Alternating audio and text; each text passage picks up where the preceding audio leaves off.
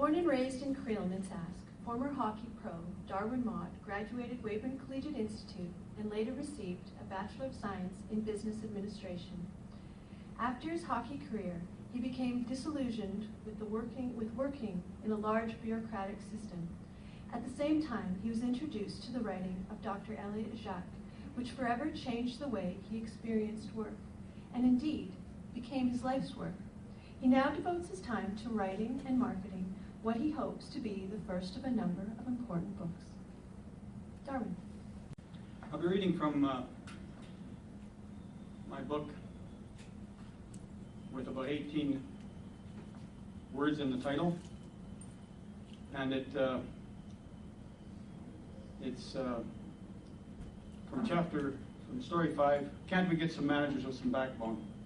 And I'd like to, when introducing this science, people often look at me like I'm from another planet, another two-headed alien consultant who wants to talk about authority. All right, mate. Oh, I want to welcome you here to West London. This is the very place where we worked at the ball bearing factory, and where management science was actually, it's a sacred ground. It's exactly where it happened at first. And I just want you to know that I'm going to help Darwin out here and give you a bit of influence from time to time. So I want to talk about real managers, right distance strata, accountability, good teams versus bad teams, and all of that nonsense. It's little wonder that the early believers in other sciences were sometimes persecuted and jailed.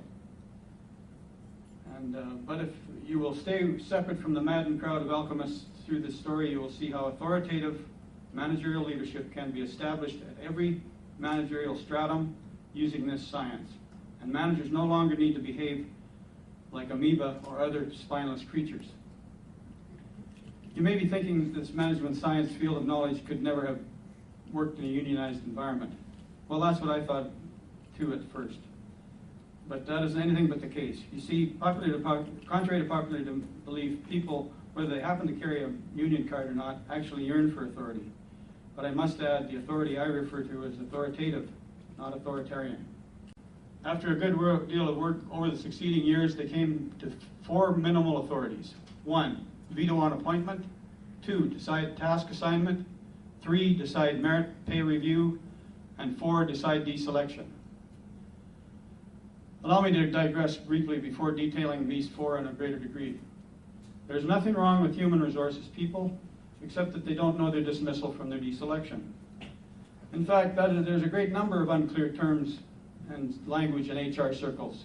So they have absolutely no idea what they're talking about.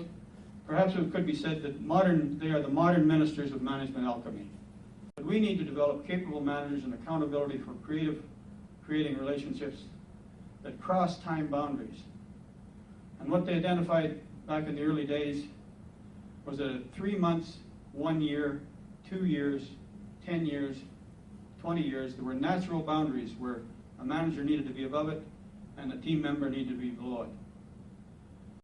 I don't know about Glossier medals in the 1950s, but today's how to manage your manager approaches and war paint methods used by subordinates on their managers have been more difficult than made it more difficult than it ought to be.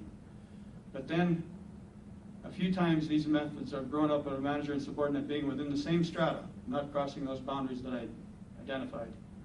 I've tried to depict from my hockey career some of the things that happened in bad organizations. You'll see the picture on the left, me get tripped up by management fads. The one in the middle, kind of under the book, is me skirting and running the manager to try and get to the real boss, which happens in most of our organizations these days.